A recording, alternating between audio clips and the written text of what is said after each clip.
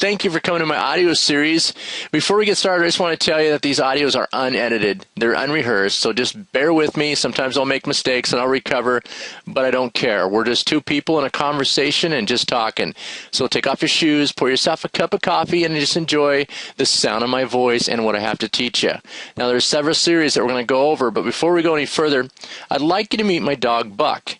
I figured you need some visual aid just by listening to my voice is rough enough. At least you'd have some good visual. Now, I know starting a business can be tough and scary, but you don't need what Buck has in his mouth to get started. All you need is courage and desire, and things can work out just fine.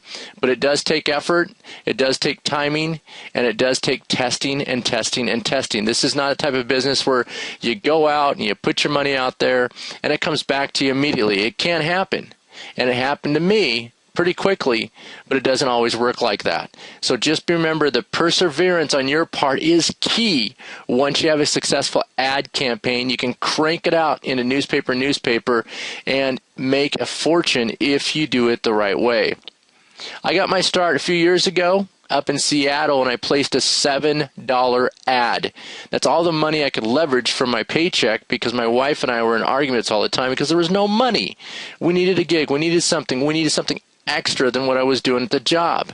There wasn't any money, and as you know, in big cities or anywhere you live, the economy and inflation can kill you with what you have to spend. All your outgoing money is constantly being spent on all these ridiculous things called bills just to survive.